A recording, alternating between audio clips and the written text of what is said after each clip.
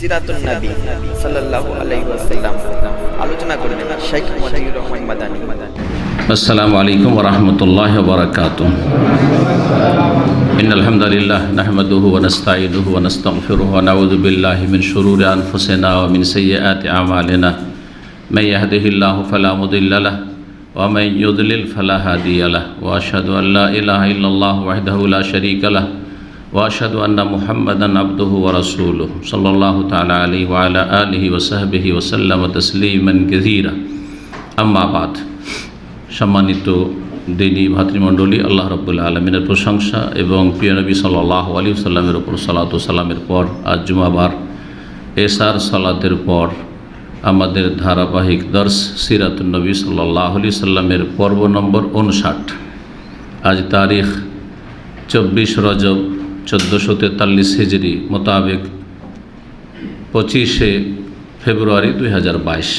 আমাদের বিষয়বস্তু হুদাইবিয়ার ওমরা, হুদাইবিয়ার ওমরা এবং তার সাথে হুদাইবিয়ার সন্ধি।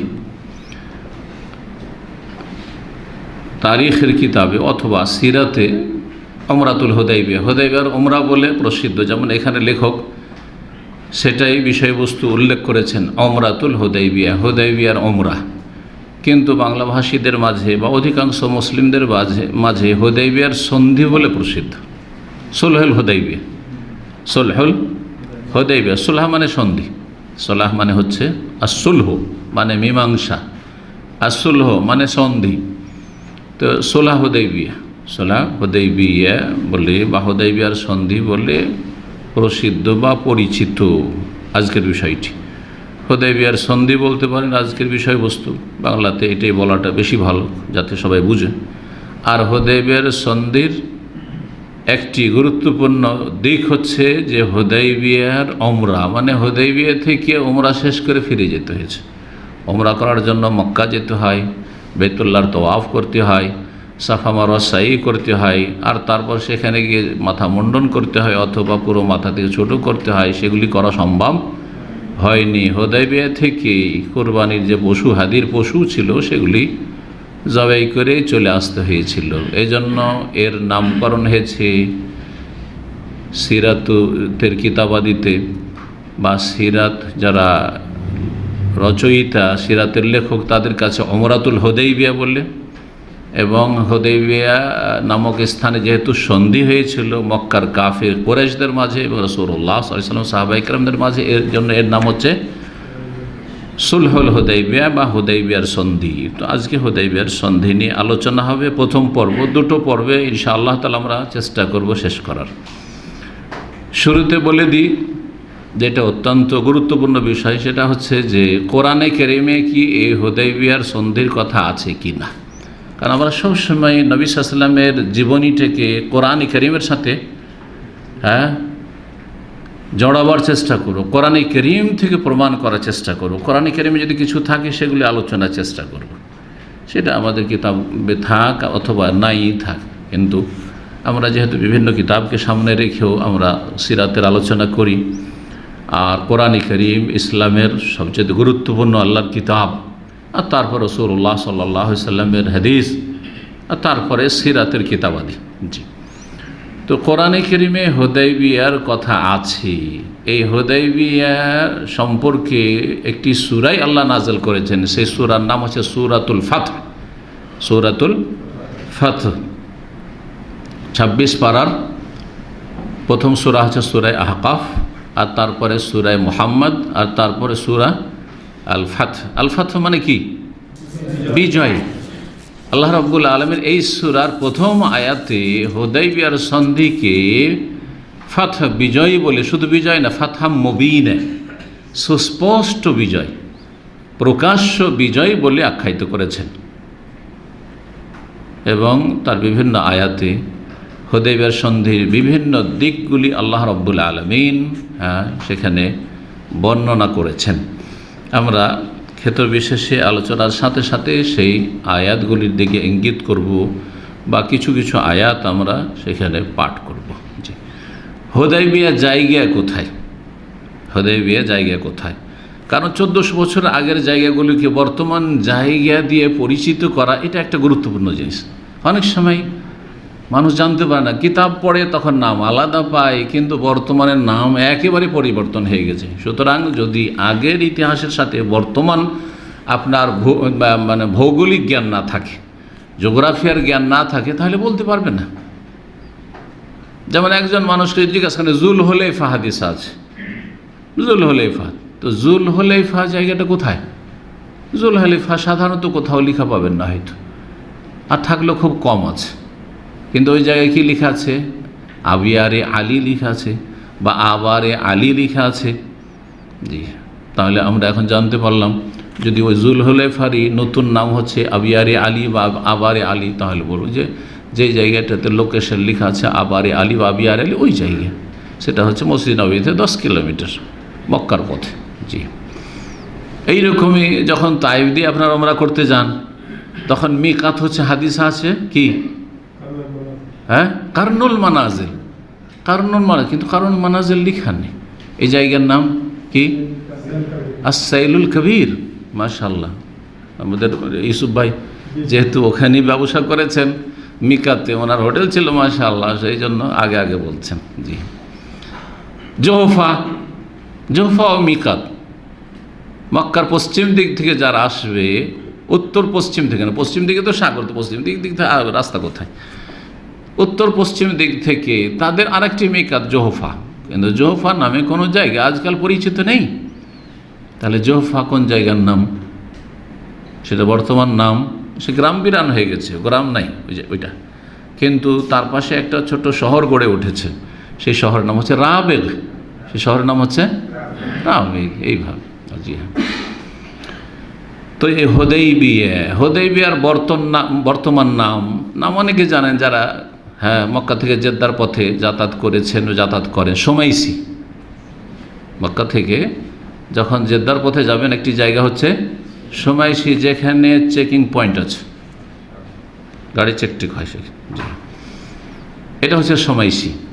সেটা মসজিদে হারাম থেকে 24 কিলোমিটার দূরে। এই হুদাইবিয়া হচ্ছে প্রাচীন নাম, আর বর্তমান নাম হচ্ছে সোমাইসি। ওখানে একটি গ্রাম ছিল যেটার নাম ছিল হুদাইবিয়া। হুদাইবিয়া কেউ বলছে একটি কুয়া, সেখানে একটি গাছ ছিল, কুয়া ছিল, সেই কুয়ার নাম হুদাইবিয়া থেকে, বা ওই জায়গার নাম হুদাইবিয়া। তো সেই হুদাইবিয়ার নামকরণ হয়েছে কি সোমাইসি। আর হুদুদে হারাম চারিদিকে, আপনারা জানেন যে মক্কার চারিদিকে কি আছে? হারামের এলাকা আছে, নির্দিষ্ট এলাকা। কোনো দিকে কাছে গিয়ে হারাম শেষ হয়ে যাচ্ছে, যেমন মসজিদের তানিম, এদিক থেকে যখন মদিনার রাস্তায় বেরিয়ে যাবেন তখন সবচেয়ে কাছে হচ্ছে মসজিদের তানিম, যেটার নাম মসজিদ আয়েশা অনেকে বলে থাকেন, কিন্তু আসলে জায়গাটির নাম হচ্ছে তানিম। মসজিদ নববী থেকে মাত্র 5 কিলোমিটার। তো 5 কিলোমিটার গেলে এখানে কি হয়ে গেল? নেহায়াতুল হারাম, হারাম শেষ, এখন হালাল এরিয়া শুরু হয়ে গেল। তারপরে অনেক দূর পর্যন্ত মক্কার জনবস্তি গেছে, হালাল এরিয়া, কিন্তু কোনো দিকে 20, 25, 30 কিলোমিটার চলে গেছে, এদিকে সময় ছিল বেশ 24 কিলোমিটার, যেমন বললাম 24 কিলোমিটার হচ্ছে সময়সি। আর তার 2 কিলোমিটার একটু ঢুকেন, তখন হারামের এরিয়া শুরু হচ্ছে। তার মানে মসজিদ হারাম থেকে জেদ্দার পথে 22 কিলোমিটার যাওয়ার পরে হুদুদে হারাম বা হারামের সীমানা শেষ হচ্ছে। তা হুদাইবিয়ার জায়গাটিও জেনে নিলাম, কারণ আমরা মুসলিম হিসাবে আমাদের কৌতূহল থাকে যে নবী সাল্লাল্লাহু আলাইহি সাল্লাম হুনাইনের যুদ্ধটা কোন এলাকায় করেছেন, তাই না? তায়েফের কোন এলাকায়? সে ওয়াদি নাখলা উপত্যকা, যেখানে ফজরের সালাত পড়েছিলেন, যখন নিরাশ হয়ে ফিরে আসলেন। মনের একটা জানার চাই, সৌর পাহাড়টা কোথায়? হেরা পাহাড়ের গুহা যে পড়েছি, শুনেছি, নবী সাল্লাল্লাহু আলাইহি ওয়াসাল্লাম যেখানে নবী রাসূল হয়েছেন সেটা কোথায় জানার একটা কি আছে, সবার আগ্রহ আছে একজন মুসলিম হিসাবে। তো হুদাইবিয়া হচ্ছে এই ঐতিহাসিক জায়গাটি, যেটির বর্তমান নাম হচ্ছে সোমাইসি। তার দূরত্ব বলে দিলাম। এখন আলোচনা শুরু করি যে রাসূলুল্লাহ সাল্লাল্লাহু আলাইহি ওয়াসাল্লাম উমরার উদ্দেশ্যে বের হলেন 6ষ্ঠ হিজরিতে। হিজরি সন কত ছিল? তাহলে আমরা আলোচনায় 6ষ্ঠ হিজরি পৌঁছে গেছি। এখন আর 4 বছর আছে। 4 বছরের আলোচনাতে আরও 40টার বেশি আলোচনা হবে। 100টিতে ইনশাআল্লাহ তাআলা শেষ করব। আল্লাহ তৌফিক যেন দান করেন। আজকে 59 বের হলেন 6ষ্ঠ হিজরিতে। মাস ছিল জিলকাদ, জিলকাদ মাসের শুরু দিকে ছিল, বারটি ছিল সোমবার। বের হলেন। তার আগে রাসূলুল্লাহ সাল্লাল্লাহু আলাইহি ওয়াসাল্লাম একটি স্বপ্ন দেখেছিলেন। রাসূলুল্লাহ সাল্লাল্লাহু আলাইহি ওয়াসাল্লাম স্বপ্ন দেখলেন যে তিনি মদিনাতে আছেন। স্বপ্ন দেখেছেন যে মক্কা চলে গেছি উমরা করতে, আর মক্কা গিয়ে উমরা করলাম। উমরা করার পরে কেউ মাথা মুন্ডন করলাম, কেউ আমাদের সাহাবী সাথীরা কেউ মাথার চুল ছোট করলো। এইরকম স্বপ্ন দেখলেন। আর তারপরে উমরার উদ্দেশ্যে বের হলেন, আর উমরা করতে গিয়ে বাধাগ্রস্ত হয়ে গেলেন। হুদায়বিয়া থেকে আর এগিয়ে যেতে দিল না। সেখান থেকে কেউ মাথা মুন্ডন করে, কেউ চুল ছোট করলো, সেখান থেকে ফিরে চলে আসলেন। রাসূলুল্লাহ সাল্লাল্লাহু আলাইহি ওয়াসাল্লামের স্বপ্ন তাহলে কি আমাদের মতো স্বপ্ন না? আম্বিয়া রসুলগণের স্বপ্ন হচ্ছে ওহী। সাহাবীদের অনেকের প্রশ্ন ছিল যে নবী সাল্লাল্লাহু আলাইহি ওয়াসাল্লাম স্বপ্ন দেখেছেন, তো স্বপ্নের বাস্তবায়ন কই হলো? কিন্তু স্বপ্ন যে এই সফরই হবে এটা কি বলা হয়েছে? আগামীতে হবে, আগামীতে হবে। তারপরের বছর উমরাতুল কাজা হলো, তখন একেবারে গেলেন, মক্কায় গিয়ে তওয়াফ করলেন, 3 দিন অবস্থান করলেন, সাফা মারওয়া সাই করলেন, উমরা করলেন। আর উমরার সওয়াব এখান থেকে হুদায়বিয়া থেকে ফিরে গিয়ে উমরার সওয়াব পাওয়া গেল। কারণ কেউ যদি অনিচ্ছাকৃত বাধাগ্রস্ত হয়, চেষ্টা করলেন যাওয়ার, উমরার নিয়তে গেছিলেন, কিন্তু রাস্তায় গিয়ে প্রচণ্ড অসুস্থ হয়ে গেলেন, আর যে কোনো রকমের দুর্ঘটনার শিকার আল্লাহ না করে ফিরে চলে আসতে হলো, উমরার নেকি পেয়ে গেলেন। এখান থেকে জানা উচিত আমাদের মাসলা যে কেউ যদি হজ করতে আসে, আর হজ নাও করতে, অনেকে আরাফার আগে মারা যায়, হজ শেষ করতে মারা গেল, হজের নেকি পেয়ে গেছে, তার হজ হয়ে গেছে। বরং এ করোনার কারণে যারা হজের জন্য টাকা পয়সা জমা করেছিলেন অনেকে আসতে পারেননি, অনেকে আর্থিক দিকে ক্ষতিগ্রস্ত, এখনও টাকা পয়সা ফিরিয়ে পাননি। আর আর্থিক সচ্ছলতা হইল না, হজ নসিব হইল না, বা দুনিয়া থেকে চলে গেলেন, হজের নেকি পেয়ে গেছেন। এবং আল্লাহর কাছে জবাবদিহি করতে হবে না যে তুমি হজ করনি অথচ সচ্ছল ছিলে, হজের জন্য চেষ্টা করেছে। আল্লাহ বলেছেন যে লা ইউকাল্লিফুল্লাহু নাফসান ইল্লা উসআহা, মানুষকে ক্ষমতার বাইরে আল্লাহ কোনো দায়িত্ব দেন না। ফাত্তাকুল্লাহ মাস্তাতাতু, যথাসাধ্য আল্লাহকে ভয় করো। তার সাধ্যে ছিল, চেষ্টা করেছে, পৌঁছিতে পারেনি গন্তব্যস্থানে, নেকি পেয়ে গেছে, ওসাবাতাল আজর ইনশাআল্লাহ। জি, রাসূলুল্লাহ সাল্লাল্লাহু আলাইহি ওয়াসাল্লাম স্বপ্নে দেখছিলেন। এই স্বপ্নের কথা এই সূরার, যে সূরার কথা বললাম, সূরা কি? সূরাতুল ফাতহের শেষ দিকে রয়েছে, সেই শুরু করুন প্রথম আয়াত। জি, আল্লাহ রাব্বুল তাতে ইরশাদ করে, লাকাদ সাদাকাল্লাহু রাসূলাহু রুইয়া বিল হক লাতাদখুলুন্নাল মাসজিদাল হারামা ইনশাআল্লাহু আমিনিন মুহাল্লিকিনা রুউসাকুম মুকাসসিরিনা লা তাখাফুন ফাআলিমা মা লাম তা'লামু ফাজআলা মিন দুনি যালিকা ফাতহান করিবা। জি, এই দুটো আয়াত 24 এবং 25 এই আয়াতগুলিতে, জি, কোরআন কারীমটা একটু নিয়ে আসেন।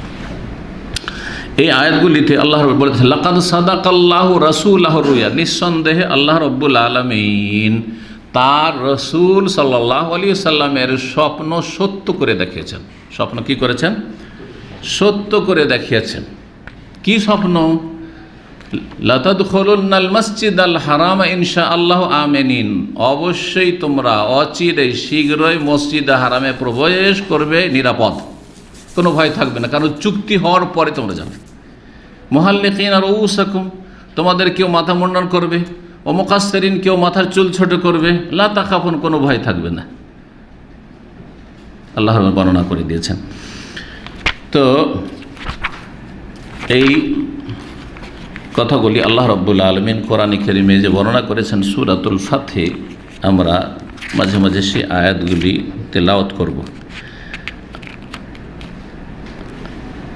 না, আয়াত নম্বর হচ্ছে আপনার 27 যে আয়াত পড়লাম সেই আয়াতটি হচ্ছে 24 নয় কি 27 এবং 28। লাকাদ সাদাকাল্লাহু রাসূলাহু রুইয়া বিল হক লাতাদখুলুন্নাল মাসজিদাল হারামা ইনশাআল্লাহু আমিনিন, একটি আয়াত। মুহাল্লিকিনা রুউসাকুম মুকাসসিরিনা লা তাখাফুন ফাআলিমা মা লাম তা'লামু ফাজআলা মিন দুনি যালিকা ফাতহান করিবা, এই আয়াত ছিল। তো তাই আমাদের ওস্তাদ, যিনি এই কিতাব লেখক এবং রাহিকুল মাখতুমের লেখক, শেখ সাফিউর রহমান মুবারকপুরী রাহিমাহুল্লাহ, বলছেন যে রাসূলুল্লাহ স্বপ্নে দেখলেন, মদিনায় ছিলেন, যে তিনি এবং তার সাহাবায়ে কেরাম মসজিদে হারামের নিরাপদ প্রবেশ করছেন, কেউ মাথা মুন্ডন করছেন, কেউ মাথার চুল ছোট করছেন। সাহাবায়ে কেরামদেরকে তখন স্বপ্নের কথা জানিয়ে দিলেন যে আমি স্বপ্নে দেখেছি যে তোমাদেরকে নিয়ে আমি উমরায় গিয়েছি, আর উমরা শেষ করে আমরা কেউ মাথা মুন্ডন করছি, কেউ মাথার চুল ছোট করছি। জানিয়ে দিলেন। আর তারপরে বললেন যে যখন স্বপ্নে দেখেছি চলো উমরায় যাই, উমরায় বেরোবো। জানিয়ে দিলেন যারা মদিনার সাহাবায়ে কেরাম তাদেরকে, মুহাজির আনসারদেরকে, আশেপাশে যেসব বেদুইন মুসলিম ছিল তাদেরকে উৎসাহিত করলেন যে তোমরাও সঙ্গী হইতে পারো, সফর সঙ্গী হইতে পারো, উমরায় যেতে পারো। কিন্তু কিছু কিছু বেদুইনরা যেহেতু সভ্যতা থেকে দূরে, আর যেহেতু এলমও থাকে না দিন সম্পর্কে, সুতরাং মুসলিম হইলেও সেই রকমের ঈমান মজবুত সবার হয় না।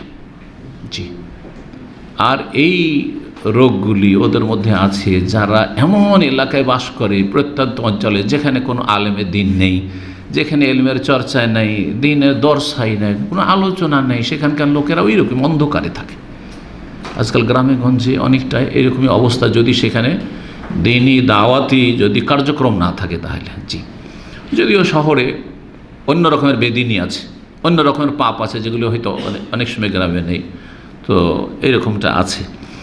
তো তারা কি করলো, অনেকে বিলম্ব করলো যেতে, আগপিচ করে থেকে গেল, যাবো যাচ্ছি করে, অনেকে গেল না।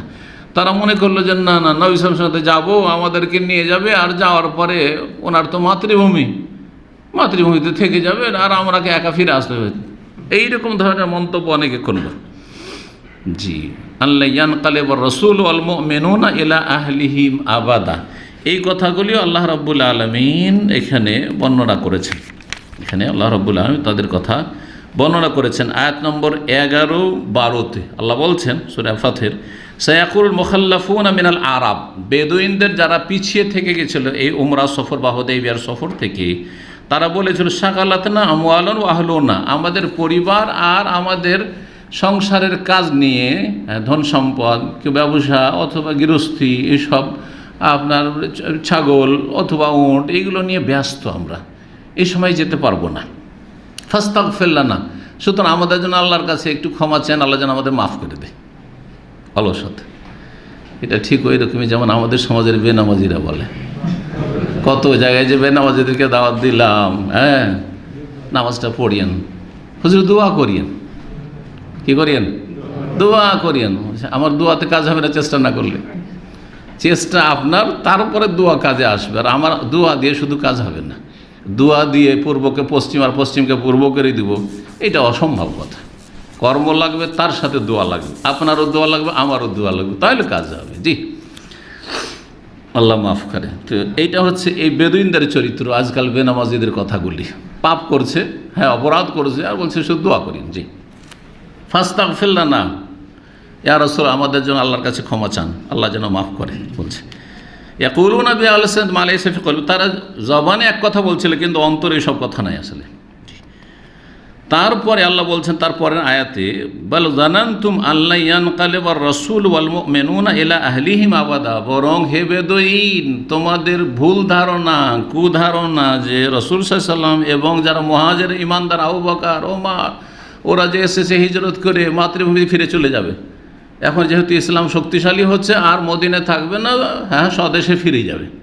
জি, স্বদেশে ফিরে চলে যাবে, মক্কা ফিরে চলে যাবে, এইরকম ধারণা। ওয়াজুইয়ানা যালিকা ফি কুলুবিকুম, তোমাদের অন্তরে এইটাই সুসজ্জিত করে পেশ করেছিল শয়তানে। ওয়াজানানতুম যান্না সাউ, আর তোমরা কুধারণা করেছিলে রাসূল সাহাবায়ে কেরামদের সম্পর্কে, মুহাজিরদের সম্পর্কে, যে তারা মাতৃভূমিতে ফিরে হিজরত করে আর ফিরে যাবেন না, কোনোদিন ফিরে যাবেন। কারণ এটা হারাম যে কোনো জমিন থেকে হিজরত করে আসলো, মানে মক্কা থেকে হিজরত করে আসার পরে মদিনা আসার পরে আবার ফিরে যাবে, রাসূলুল্লাহ সাল্লাল্লাহু আলাইহি ওয়াসাল্লাম সাহাবায়ে কেরামদের জন্য হারাম ছিল এটা। নাহলে মক্কা বিজয়ের পরে ফিরে চলে, যদি হারাম না হইতো মক্কা বিজয়ের পরে কার মাতৃভূমি দিয়ে টান থাকে না, এমন কোনো লোক আছে?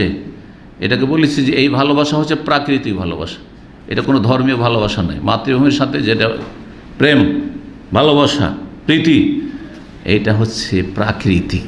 যেমন পানির প্রতি ভালোবাসা, পানি ছাড়া চলতে পারবো না, সেই জন্য প্রাকৃতিক ভালোবাসা। খাবারের চাহিদা, খাবার ছাড়া চলা যাবে না, সেই জন্য যেই জায়গায় মানুষ থাকে দীর্ঘ সময় সেই জায়গার সাথে একটা মহব্বত হয়েই যায়। দাম্মামে থেকেছে, দাম্মামের সাথে একটা মহব্বত হয়েছে, ছেড়ে যাওয়ার সময় কষ্ট লাগবে, বন্ধমহলকে ছেড়ে যেতে কষ্ট লাগবে। জি, স্বাভাবিক, যেই কোনো জায়গায়, এগুলো হচ্ছে প্রাকৃতিক ভালোবাসা। জি, দিনই ভালোবাসার ওপর প্রাকৃতিক ভালোবাসা যেন প্রাধান্য না পায়। মাতৃভূমিকে ভালোবাসেন, আপনার ডিস্ট্রিক্টকে ভালোবাসেন, কিন্তু সেটা ধর্মীয় দিনই ভালোবাসার উপরে যদি প্রাধান্য পায় তো তার নাম জাহিলিয়াত বলা হয়েছে।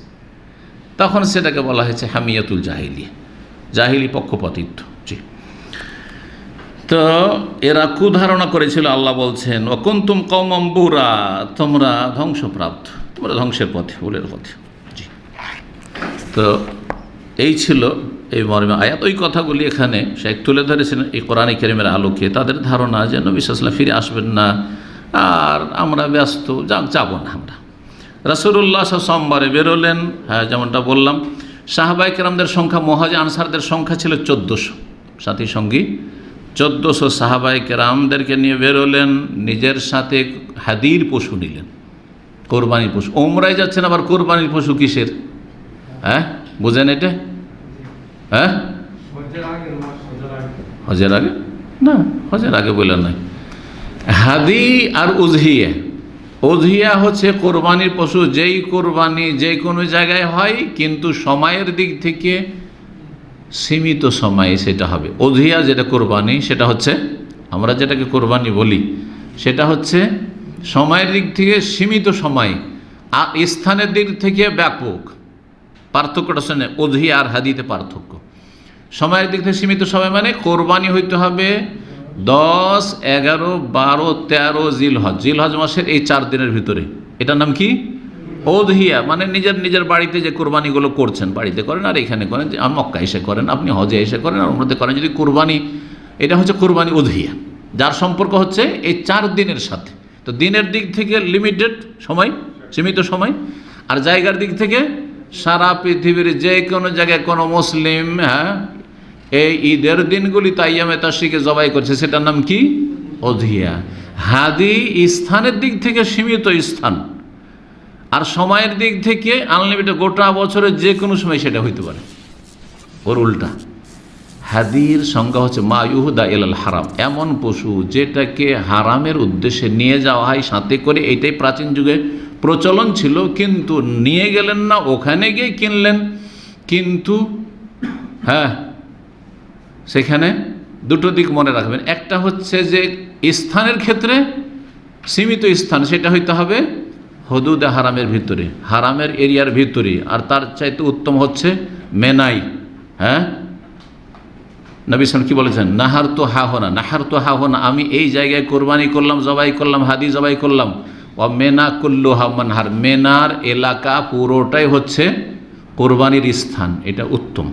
কিন্তু কেউ যদি মেনাতে না করে মক্কার হারামের এলাকাতে, কারো বাড়িতে, হ্যাঁ কারো ভিলাতে জবাই করে দেয়, পাহাড়ের উপরে। একবার কোরবানি করলাম, আমার এক ক্লাসমেট কক্সবাজারের, তাকে নিয়ে কিনলাম মক্কার ওই কাকিয়াতে বকরি ছাগল মার্কেট। প্রথম কথা কিনতে গেলাম তার সাথে, বুঝছি। আর কেনার পরে যেহেতু এটা সস্তা সুবিধা হবে, চোখে দেখে কিনবো, একটু বড়ো সাইজের কিনবো, নিজের পছন্দ মতো। হজের পরে 11 তারিখ অথবা 12 তারিখ, সম্ভবত 11 তারিখই ছিল সেটা, 12 তারিখ নয়। আসলাম, আসার পরে মেনা থেকে এসে আর তারপরে দুজনে গেলাম, আর তারপরে কিনলাম কাকিয়া, যেটা আপনার ওই বারমাইয়া এলাকা, ওখানকার মার্কেট। আর কেনার পরে পাহাড়ে আজিয়াদের পেছন থেকে যে উঁচা হচ্ছে পাহাড়গুলো, পাহাড়ি এলাকার আসলে, আর পাহাড়ে জবাই করে দিল, বাড়ি বাসা থেকে অস্ত্র নিয়ে এসে চাকরটা করে এসে জবাই করলো। আর তারপর বললাম যে আত্মীয় স্বজন গরিব যারা আছে তাদেরকে সবকে দিয়ে দেন, আপনিও নিয়ে যান, সবাই নিয়ে খান। জি, এক কথায় হাদি জবাই করতে হবে কোথায়? মক্কাতেই হইতে হবে। জি, পক্ষান্তরে দিনের দিক থেকে গোটা বছরে যে কোনো সময় হইতে পারে, সেটা হজের সময় হইতে পারে, এই হজের 4 দিনে। আবার ওমরার সফরে গেলেন, একটা জবাই করতে চান যে আল্লাহর ঘরের কাছে হুদুদ হারামে একটা পশু জবাই করব আমি, এটাও কি? এটার নাম কি? হাদির পশু, যার সম্পর্ক হাদির পশু সম্পর্ক তাহলে হজ অথবা ওমরার সাথে। আর উযহিয়ার সম্পর্ক, যেটা কোরবানি আমাদের বাড়ি ঘরে যে কোরবানি দিয়ে থাকি, সেই কোরবানি সম্পর্ক হচ্ছে জিলহজ মাসের ঈদের দিন এবং ঈদের পরে 3 দিনের সাথে। এবার বোঝা গেছে হজের সাথে আর কোনো সম্পর্ক নেই। মক্কাতে অনেকে হজে যায় না, মক্কাবাসী বা মক্কার প্রবাসী, যারা নিজের উযহিয়া করছে, যেমন আমরা আমি কোরবানি করি, প্রতি বছর কোরবানি করছি, কেউ গরু কেউ খাসি করছি না, ঠিক ওইরকম মক্কাতে অনেকে কোরবানি করছে, কিন্তু সেটার নাম হাদি নাই, কারণ সেটা দিনকে কেন্দ্র করে যে এটা হচ্ছে উযহিয়া করছি। জি, তার উযহিয়া আর হাদিতে পার্থক্য বুঝতে পেরেছেন। তো রাসূলুল্লাহ সাল্লাল্লাহু আলাইহি ওয়াসাল্লাম কী করেছিলেন? হাদির পশু মদিনা থেকে সাথে নিয়ে গেছিলেন, যাতে করে মক্কার কাফেররা এই কথা জেনে নেয়, মেসেজ দেওয়া তাদেরকে এটি, যে আমরা যুদ্ধ করতে আসিনি, কোনো ঝামেলা করতে আসিনি। কি করতে এসেছি? ওমরা করতে এসেছি, কারণ আমাদের সাথে কি আছে? হাদির পশু আছে। যখন জুলহুলাইফা আসলেন তখন হাদিকে মালা পরালেন। তো হাদি কোরবানির পশুকে মালা পরানো এটিও সুন্নাত। জি, কোরবানির পশুকে মালা পরানো, কিন্তু কোন কোরবানি? বাড়ির কোরবানির সাথে লাগাবেন না, এইটাই করেছে কিছু বক্তারা। হ্যাঁ, কোথায় হাদির পশু? হাদির পশু রাস্তা দিয়ে নিয়ে যাওয়া হচ্ছে, চোর ডাকাত এদিকে ছিনতাইকারী দেখে যাতে বুঝতে পারে যে এটা নেই, আল্লাহর ঘরের দিকে নিয়ে যাওয়া হচ্ছে, চিনতে পারে। যেহেতু একসময় লুটপাটও তো হইতো, তো এই জন্য। কিন্তু বাড়িতে নিজের আপনার উজহিয়ার ওপর ফিট করবেন না হাদির পশুর বিধানকে। কথা বোঝা গেছে? জি, এমনিতে আপনি সাজাইতে চান সাজান, সেটা আলাদা কথা, কিন্তু এটাকে বলবেন না যে এটা মৃত্যু সুন্নাত, আমরা জীবিত করলাম। যেমন গতবার ঈদের সময় কিছু বক্তারা বলে ফেলেছে, বা সোশ্যাল মিডিয়ার আমাদের ভাইরাল লিখে ফেলেছে। জি, তো রাসূলুল্লাহ সাল্লাল্লাহু আলাইহি ওয়াসাল্লাম কী করলেন? সেখানে কেলাদা মানে মালা পরাইলেন। আর এশআর করলেন। এশআর দুটো লক্ষণ থাকে যে এটা হাদির পশু, আল্লাহর ঘরের দিকে নিয়ে যাওয়া হচ্ছে, মক্কা নিয়ে যাওয়া হচ্ছে। একটা হচ্ছে মালা পরিয়ে দেওয়া, বিশেষ মালা, আর আরেকটা হচ্ছে ওই কাঁধে যে চূড়াটা আছে, চূড়ার একটা সাইড যে অস্ত্র দিয়ে একটু জখম করে দেওয়া, টান দিয়ে, যাতে করে দেখে বোঝা যায়, রক্ত একটু বেরিয়ে যাবে, যাতে বোঝা যায় যে এখানে যে কাটা আছে, তার মানে এটা হচ্ছে হাদির পশু। জি, ওমরার এহরাম বাঁধলেন জুলহুলাইফা থেকে, মানে আবিয়ার আলী থেকে। তারপরে গেলেন ওসফান পর্যন্ত পৌঁছিলেন। ওসফানে নবী সাল্লাল্লাহু আলাইহি ওয়াসাল্লামের কাছে নবী সাল্লামের পক্ষ থেকে প্রেরিত যে ব্যক্তি ছিলেন মক্কার খোঁজ খবর নেওয়ার জন্য, গোয়েন্দা। যে নবী সাল্লাল্লাহু আলাইহি ওয়াসাল্লাম পাঠাতেন যে ওদের অবস্থান সম্পর্কে জানো, কে কোথায় আছে না আছে, কী করছে না করছে, ওদের মন মানসিকতা কী। এমন না যে ওরা অস্ত্র নিয়ে হঠাৎ করে সামনে পড়ে গেল আর আমার ক্ষতিগ্রস্ত হলো, খোঁজ খবর অবশ্যই নিতে হবে। তো এসে সেই ব্যক্তি খবর দিলেন যে কুরাইশরা কিন্তু লড়াইয়ের জন্য প্রস্তুত। ওরাও খবর পেয়ে গেছে, ওরা সবসময় মদিনার খবর রাখছে যে নবী সাল্লাল্লাহু আলাইহি ওয়াসাল্লাম আসছেন, লড়াইয়ের জন্য প্রস্তুত। এইদিকে ওমরা করতে যাচ্ছেন নবী সাল্লাল্লাহু আলাইহি ওয়াসাল্লাম, আর ওরা যুদ্ধ করার জন্য প্রস্তুতি আছে। এবং মসজিদে হারামে আসতে দেব না, মক্কায় ঢুকতে দেব না মুহাম্মদ সাল্লাল্লাহু আলাইহি ওয়াসাল্লামকে, তার সাথী সঙ্গীদেরকে। জেদ তাদের, হটকারিতা। হ্যাঁ, যদি ঢুকতে দিই তাহলে আমরা দুর্বল হয়ে গেলাম, হেরে গেলাম। কিছু লোকের মন মানসিকতা এরকম থাকে, যেইটা বলে দিচ্ছে এতে থেকে আমি পিছিয়ে ফিরছি, সরছি না। আমি যদি আমি পিছপা হয়ে যাই, তার মানে আমি কি হয়ে গেলাম? তার কাছে দুর্বল হয়ে গেলাম, ছোট হয়ে গেলাম। আমি ছোট হতে চাই না। এইরকমটাই হয়েছিল মক্কার কাফেরদের। কুরাইশের লোকেরা জু তাওয়া নামক এক জায়গায় এসে তারা অবস্থান করছিল মক্কার বাইরে, যে যদি আসে ওইখানে বাধা দেব। খালিদ বিন ওয়ালিদকে কুরাইশের লোকেরা পাঠালো 200 অশ্বরোহী নিয়ে, ঘোড়সওয়ার যোদ্ধা নিয়ে, কোরাউল গমিম পর্যন্ত ওসফানের কাছাকাছি, যাতে করে অগ্রিম রাস্তায় গিয়ে বাধা দেয় মুসলিমদেরকে, নবী সাল্লাল্লাহু আলাইহি ওয়াসাল্লাম সাহাবায়ে কেরামদেরকে মক্কার দিকে এগিয়ে না যেতে পারে। আর এই ক্ষেত্রে সার্বিক আরও সহযোগিতা নেওয়ার জন্য হাবাসি কালোদেরকে, কারণ এরা তো হাবাসিরা শক্তিশালী, এরা পিছনে চিন্তা করে দেখে না কি পরিণাম হবে। হ্যাঁ, তো এদের অভ্যাসটা এরকম। তো এই হাবাসিরা যারা ছিল তাদের সহযোগী, তাদেরকে একত্রিত করলো, জমা করলো তাদের সহযোগিতার জন্য, যে কুরাইশদের যাতে সহযোগিতা করে প্রয়োজনে। রাসূলুল্লাহ সাল্লাল্লাহু আলাইহি ওয়াসাল্লাম পরামর্শ করলেন যে এখন তো আমাদের সামনে এরা এসে বাধা দিয়ে দিল, আর মক্কা আমাদেরকে প্রবেশ করতে দেবে না, তা আমরা কি করতে পারি? আমরা কি এদের ওপর আক্রমণ করে দিব, এই যে হাবাসিরা এসছে আর এগিয়ে আসছে, আর নাকি আমরা বাইতুল্লাহর উদ্দেশ্যে চলতে থাকব? আর যেখানে গিয়ে বাধা দিবে, যখন বাধা দিবে তখন যদি লড়াইয়ের পরিস্থিতি তৈরি, তখন লড়াই করব। আগে লড়াই শুরু করে দেব, নাকি কাবার দিকে এগিয়ে যেতে থাকবো, বাইতুল্লাহর দিকে এগিয়ে যেতে থাকবো, আর যেখানে গিয়ে বাধা দেবে সেখানে যদি যুদ্ধের প্রয়োজন হয় তখন যুদ্ধে লিপ্ত হব। এই মর্মে পরামর্শ করলেন। আবু বকর সিদ্দিক রাদিয়াল্লাহু তাআলা আনহু পরামর্শ দিলেন, ইয়া রাসূলুল্লাহ, যে না মুতামিরিন, আমরা তো উমরা করতে এসেছি, আমরা তো লড়াই করার উদ্দেশ্যে আসিনি, ওইভাবে আমরা লড়াইয়ের জন্য প্রস্তুতি নিয়েও আসিনি। সুতরাং আমরা আসলে লড়াই শুরু করব না, করব কি এগিয়ে যাই। আর যদি দেখা যায় যে এমন মুখোমুখি তারা হয়ে গেল যে লড়াই বাধ্য হলাম, আর যেতে দিচ্ছে না, তখন প্রয়োজনে লড়াই করব। নবী সাল্লাল্লাহু আলাইহি ওয়াসাল্লাম এই মতটিকে পছন্দ করলেন, বললেন ঠিক আছে তাই করি। খালেদ বিন ওয়ালিদ তখন পর্যন্ত কাফেরদের বড় প্রখ্যাত বিখ্যাত যোদ্ধা। জি, জোহরের সময় দেখলো সেই বা দেখলেন, যেহেতু পরে ইসলাম গ্রহণ করেছেন, আমি এগুলো খেয়াল করে বলি, কাফেরকে কখনো দেখলেন ফেললেন করি না। অনেকে ছোট হোক আর বড় হোক আর কাফের হোক আর মুসলিম হোক, ভালো হোক আর অসৎ হোক, করলেন দেখলেন, ভাষার দিক থেকে ঠিক আছে, কিন্তু আমার অন্তরে এটা চাই না। আমার ভাষাতে খেয়াল করবেন, আমি যথাসাধ্য চেষ্টা করি একজন মুসলিমকে আলাদা ভাষা দিয়ে বলার। তিনি করলেন গেলেন, আর একজন কাফের আল্লাহর দুশমন পাপী অসৎ লোক সেই কাজ করলো, সে বলল। জি, খালিদ বিন ওয়ালিদ রাদিয়াল্লাহু তাআলা আনহু কুফরের অবস্থায় ছিলেন।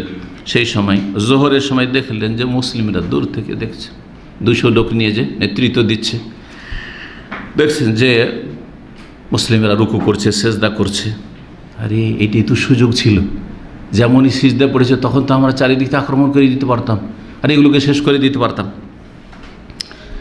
তারপরে হলো যে একটা সুযোগ গেল, চান্স চলে গেল জোহরে। আচ্ছা ঠিক আছে, ওদের আর একটি সলাত আছে, নামাজ আছে, এবং খালিদ বিন ওয়ালিদ জানতে পেরেছে যে এই নামাজটি, এই সলাতটি মুসলিমদের কাছে এত গুরুত্বপূর্ণ, নিজের পরিবার পরিজন নিজের জানের চাইতে বেশি গুরুত্বপূর্ণ আসরের সলাত, কারণ আসর আর ফজর খুব গুরুত্বপূর্ণ সলাত।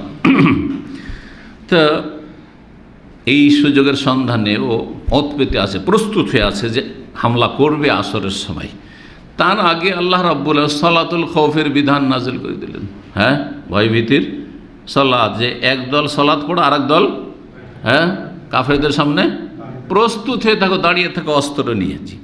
রাসূলুল্লাহ সাল্লাল্লাহু আলাইহি সাল্লাম যেই রাস্তা দিয়ে যেতেন, যেটা প্রসিদ্ধ রাস্তা, যেই রাস্তা কুরাইশরা জানে, সেই রাস্তা বদলে দিয়ে অন্য রাস্তা ধরলেন, একটু ডান দিকে মক্কার নিচু এলাকা দিয়ে, আর তারপরে হুদাইবিয়ার দিকে এগিয়ে যেতে লাগলেন।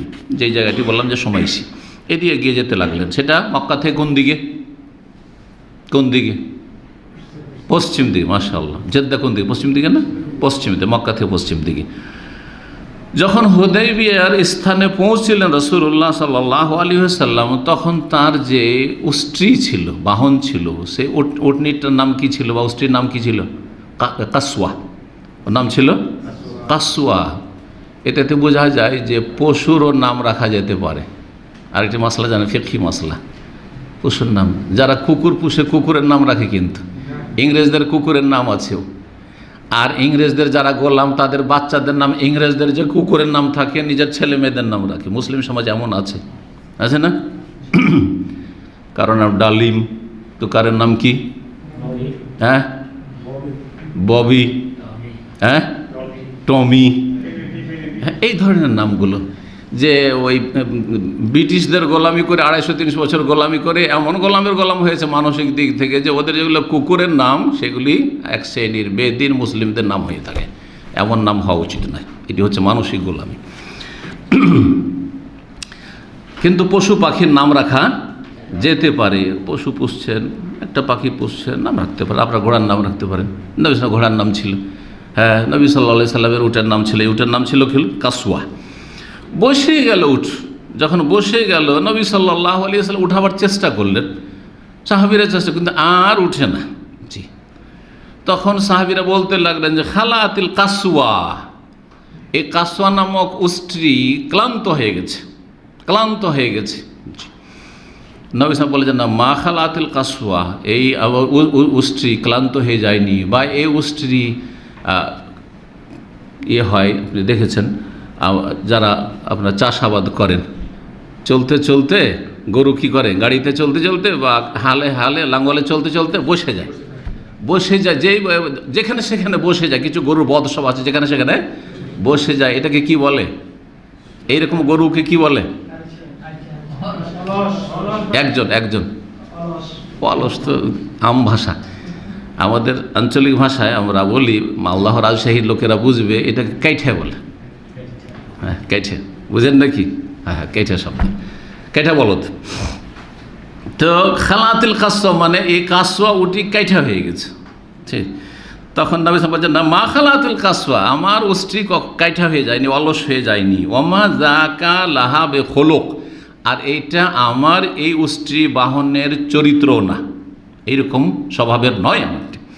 ওয়ালাকিন হাবাসা হাবেসুল ফিল, তবে এই উষ্ট্রিকে এখানে থামিয়ে দিয়েছে ওই আল্লাহ রব্বুল আলামিন, যিনি হস্তি বাহিনীকে বা হাতিকে কোথায় বসিয়ে দিয়েছিলেন, সেই মেনা আর মুজদালিফার মাঝখানে ওয়াদি মুহাসসির যে ফাঁকা জায়গাটা আছে, টিন শেড শেষ হলো আর তারপরে খোলা জায়গা যেখানে ফল ফ্রুটের মার্কেট লাগে, কিন্তু কোনো টেন্ট এখন পর্যন্ত লাগে না, কারণ ওখানে আল্লাহর গজব নেমেছে, সেই জন্য ওই জায়গাটা দেখবেন খোলা থাকে।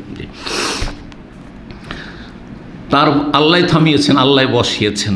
তারপরে নবী সাল্লাল্লাহু আলাইহি ওয়াসাল্লাম বললেন যে আল্লাহর কসম করে বলছি, মক্কার কাফেররা যে কোনো সন্ধি করতে চায়, যে কোনো রকমের আমার কাছে শর্ত রাখতে চায়, প্ল্যান রাখতে চায়, যাতে আল্লাহ রাব্বুল আলামিনের নিদর্শনের সম্মান প্রদর্শন রয়েছে, আল্লাহর ঘর এবং হারামের এলাকার সম্মান প্রদর্শন রয়েছে, লড়াই না হোক, যুদ্ধকে এড়িয়ে যাব, এর জন্য যে কোনো শর্ত রাখে আমি মানতে রাজি আছি, সেই শর্ত মেনে নেব।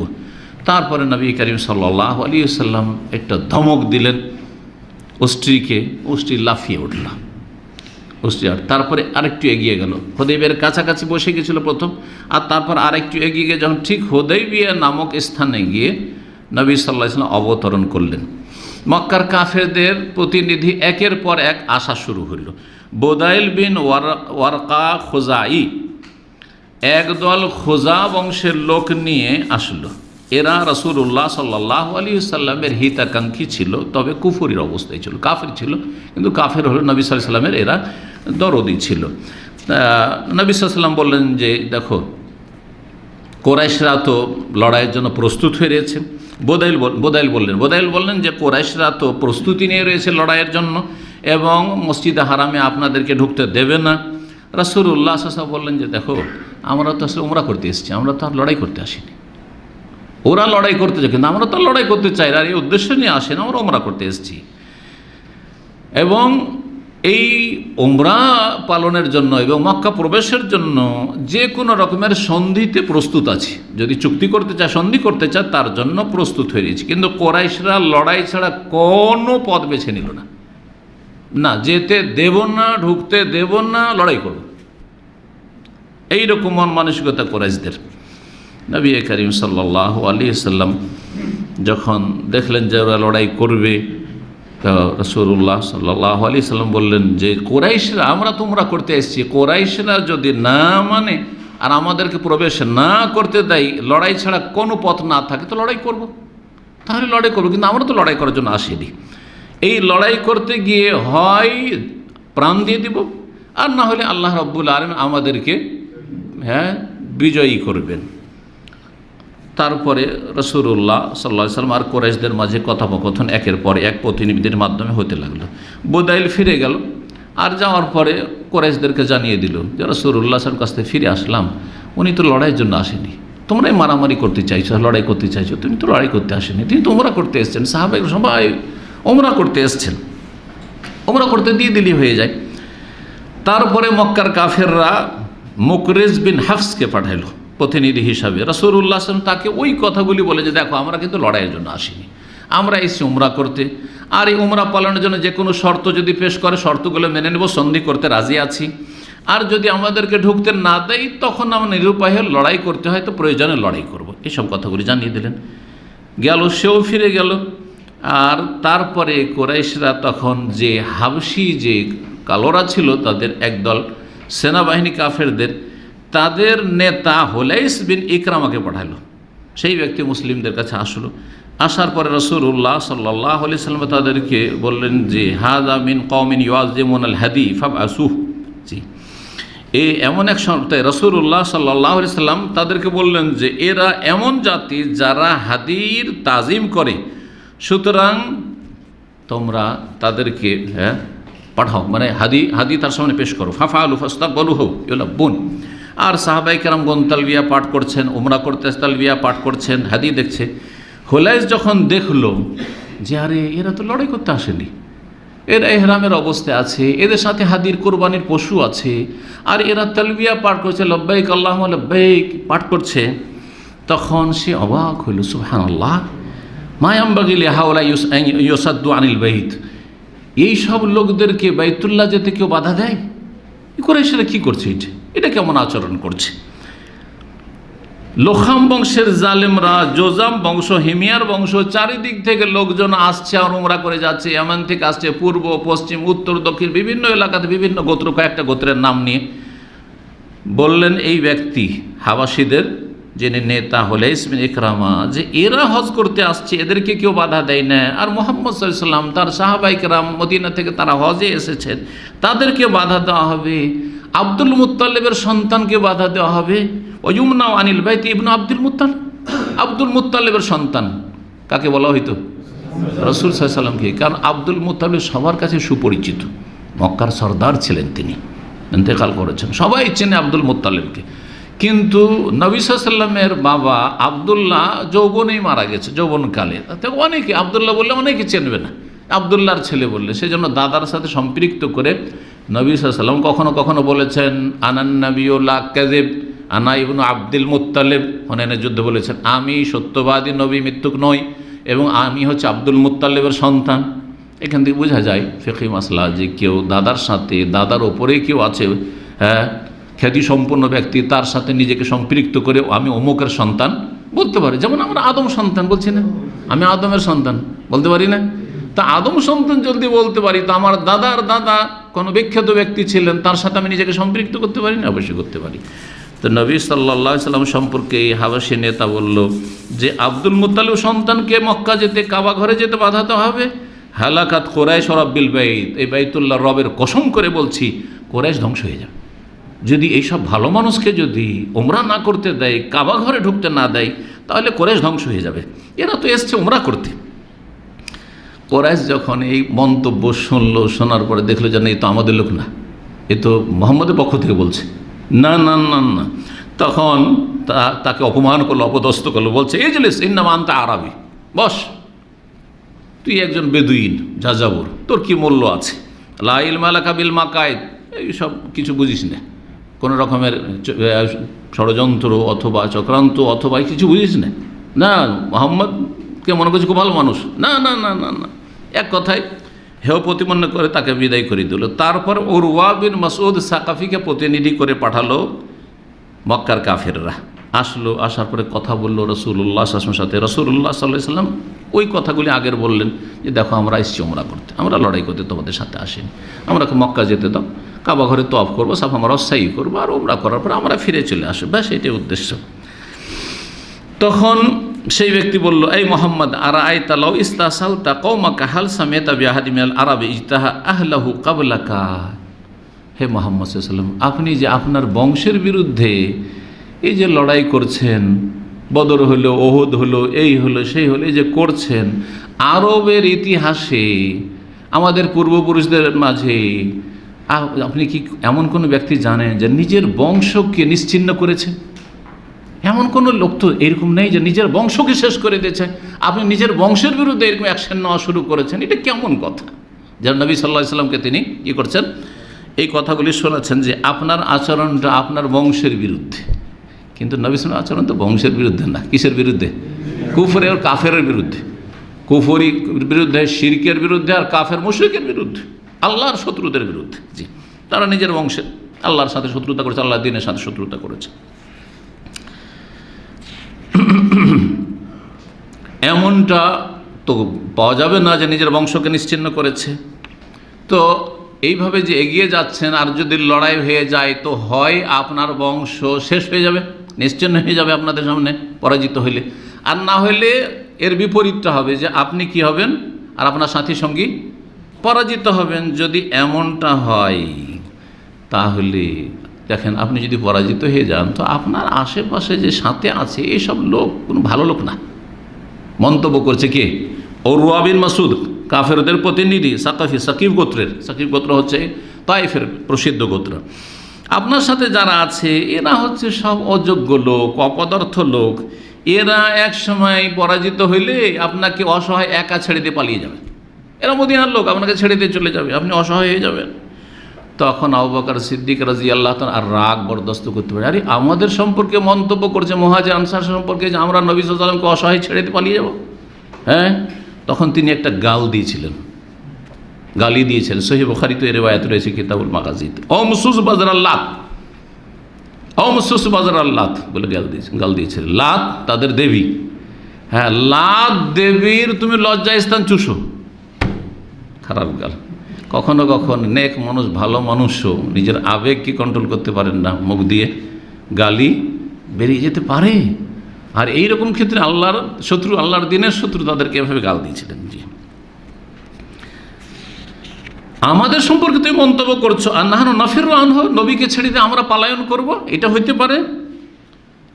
আবু বকর সিদ্দিক রাদিয়াল্লাহু তাআলা এই খারাপ ভাষায় গাল দিয়েছেন, কিন্তু ওরওয়া কোনো রকমের এর প্রতিক্রিয়া দেখাবার সাহস করেনি, কারণ ওরওয়ার ওপর আবু বকর সিদ্দিক রাদিয়াল্লাহু তাআলার অনেক অতীতের অবদান রয়েছে, এহসান রয়েছে, নুন খেয়ে রয়েছে, যার ফলে কোনো কিছু বলতে পারেনি। এই ওরওয়া ওই সময় রাসূলুল্লাহ সাল্লাল্লাহু আলাইহি ওয়াসাল্লামের মোবারক দাড়িতে বারবার হাত দিচ্ছেন। আরবদের একটা অভ্যাস আছে, দেখেছেন, একটু দাড়ি নাড়বে, হ্যাঁ, সম্মান করে আদর করে না? জি হ্যাঁ, তো বারবার করে দাড়িতে হাত দিচ্ছে। নবী সাল্লাল্লাহু আলাইহি ওয়াসাল্লাম কথা বলছে না, আর দাড়িতে হাত দিচ্ছে। মুগীরা বিন শুবার বরদাস্ত হয়নি, তুই কাফের না পাক, আর নবী সাল্লাল্লাহু আলাইহি ওয়াসাল্লামের মোবারক দাড়িতে হাত দিয়েছে। তো তার হাতে এক বাড়ি দিয়েছে, তরবারি দিয়ে একটা বাড়ি দিয়েছে হাতে। তারপরে বলেছেন মুগীরা বিন শুবা, যুবক সাহাবী, আখির ইয়াদাকা আল্লাহ ইয়াত রাসূলুল্লাহ, রাসূলুল্লাহ সাল্লাল্লাহু আলাইহি ওয়াসাল্লাম দাড়ি থেকে তুমি হাত হটাও, হাত সরাও। ঠিক তখন ওরওয়া গাল দিয়েছে মুগীরাকে, হ্যাঁ, যে এই গোদার, এই গাদ্দার একটি গালি, গাদ্দার আলাস্তু আসআফি গাদরাতিকা, তুমি একসময় গাদ্দারি করেছো, তোমার ইতিহাস আছে, খারাপ ইতিহাস আছে, তখন তোমার পাশে আমি দাঁড়াইনি, তোমার সহযোগিতা করিনি। একটি ঘটনার দিকে ইঙ্গিত করছে যে সেই সময় সে সহযোগিতা করেছিল এই মুগীরা বিন শুবার, সেই জন্য কোনো একটি সম্প্রদায়ের কিছু লোককে হত্যা করে দিয়েছিল, তাদের ধন সম্পদ সে নিয়ে নিয়েছিল, আর তারপরে ইসলাম গ্রহণ করেছিল। রাসূলুল্লাহ সাল্লাল্লাহু আলাইহি ওয়াসাল্লাম তার ইসলাম কবুল করেছিলেন। সেই সময় মধ্যস্থতা করেছিল এই ওরওয়া, এই যে উপকারটা করেছিল মধ্যস্থতার জন্য, সেই কথাটা স্মরণ করাচ্ছে, তোমার আমি এক সময় উপকার করেছি আর তুমি আমাকে গাল দিচ্ছ। ওরওয়া এখানে যখন এসেছিল প্রতিনিধি হয়ে, তখন নবী সাল্লাল্লাহু আলাইহি ওয়াসাল্লামের সাহাবায়ে কেরামগণ যে নবী সাল্লাল্লাহু আলাইহি ওয়াসাল্লামের তাজিম করছেন, শ্রদ্ধা করছেন, সম্মান প্রদর্শন করছেন, দেখে অবাক হয়েছিল। কি দেখেছিল সে? কোরাইশের কাছে গিয়ে তখন সে মন্তব্য করল যে এই কওমে, হে আমার সম্প্রদায় কোরাইশের লোকেরা শোনো, লাকাদ ওয়াফাদতু আলাল মুলুক, আমি বড় বড় রাজাদের দরবারে গিয়েছি, আলা কেসরা ওয়া কায়সার ও নাজাশি, আমি রোমের রাজার দরবারে গেছি, আমি পারস্যের রাজার দরবারে গিয়েছি প্রতিনিধি হয়ে, আমি নাজাশির ওই আবেসিনিয়ার রাজার দরবারে গিয়েছি। ওয়াল্লাহি মা রাআইতু মালিকান ইউআযযিমুহু আসহাবু মা ইউআযযিমু আসহাবু মুহাম্মাদিন সাল্লাল্লাহু আলাইহি ওয়াসাল্লাম, আমি কোনো দেশের জনগণকে দেখিনি যে কোনো রাজার এত সম্মান শ্রদ্ধা প্রদর্শন করছে, যেই শ্রদ্ধা সম্মান প্রদর্শন করছে নবী সাল্লাল্লাহু আলাইহি সাল্লামের সাহাবায়ে কেরামগণ নবীর সামনে। এই তাজিম করতে, এই সম্মান করতে কোনো জায়গায় দেখে রাজদরবারে, হ্যাঁ, রাজদরবারে শিরকি সম্মান ছিল, কি তাজিমে সেজদা, এগুলো ছিল কাফেরদের ঘরে। হ্যাঁ, পারস্যে অগ্নি পূজকরা তাদের রাজাদেরকে কি করত? সেজদা করত। কিন্তু যেগুলি বৈধ তাজিম, সেগুলি যেই মহব্বতের সাথে তাজিম, তারপর রাজাদের সামনে, শাসকদের সামনে যে শ্রদ্ধা সম্মান করে থাকে, সেটা দুই রকম হয়ে থাকে। একটা হচ্ছে অন্তর থেকে শ্রদ্ধা করে, আর একটা হচ্ছে দুনিয়ার স্বার্থে কিছু শ্রদ্ধা তাজিম করা।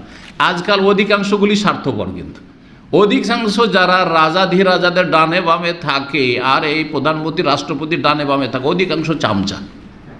এটা দুনিয়ার গরজে, আজকে পার্টিতে আছে, কালকে গাদ্দারি করে আর এক পার্টির দিকে মিলে গেল, করছে না? হ্যাঁ, নিমক হারামি এরকম বহু করছে। দুনিয়ার স্বার্থ আছে, ঠিক আছে, আর স্বার্থ যখনই কেটে পড়ে একটু দূরে গিয়ে গাল দিচ্ছে, ওই নেতাকেই গাল দিচ্ছে, ওই রাষ্ট্রপতি প্রধানমন্ত্রীকে গাল দিচ্ছে, করছে না? কিন্তু নবী সাহাবায়ে কেরামগণ জান প্রাণ দিয়ে অন্তর থেকে ভালোবাসা। তো দুটো শ্রদ্ধাতে আসমান জমিনের পার্থক্য রয়েছে। দুনিয়ার গরজে যে শ্রদ্ধা সম্মান, যখন দেখবে যে অবস্থা খারাপ, তখন সব একা ছেড়ে দিয়ে পালিয়ে চলে যাবে, চাচা যান বাঁচা, কিন্তু অন্তর থেকে ভালোবাসার মাধ্যমে যে শ্রদ্ধা সম্মান পেশ করা হয়, নিজের জান দিয়ে দিবে, কিন্তু যাকে ভালোবাসে নিজের নেতাকে, নিজের রসুলকে বাঁচাবার জন্য চেষ্টা করবে। এই ছিল শ্রদ্ধা তাজিম সাহাবাই কেরামদের পক্ষ থেকে রাসূলুল্লাহ সাল্লাল্লাহু আলাইহি সাল্লামের। মন্তব্য করলো গিয়ে কুরাইশদের মাঝে কে? এ উরওয়া বিন মাসউদ সাকাফি, যে কোনো রাজার দরবারে আমি দেখিনি এমন তাজিম সম্মান করতে, যেই তাজিম সম্মান মুহাম্মদ সাল্লাল্লাহু আলাইহি ওয়াসাল্লাম সাহাবাই কেরামগণ সঙ্গীগণ মুহাম্মদ সাল্লাল্লাহু আলাইহি ওয়াসাল্লাম করছেন।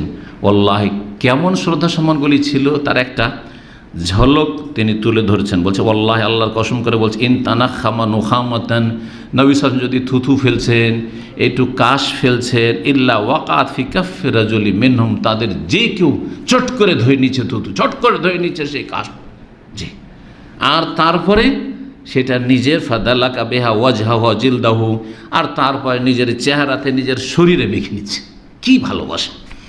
ওয়াইজা আমার আহম ইবতাদারু আমরাহ, আর যদি কোনো হুকুম করছেন রাসূলুল্লাহ সাল্লাল্লাহু আলাইহি ওয়াসাল্লাম দৌড় দিচ্ছে, সব ঝাঁপ দিচ্ছে, কে আগে পালন করতে পারে, কে আগে কাজটি করতে পারে।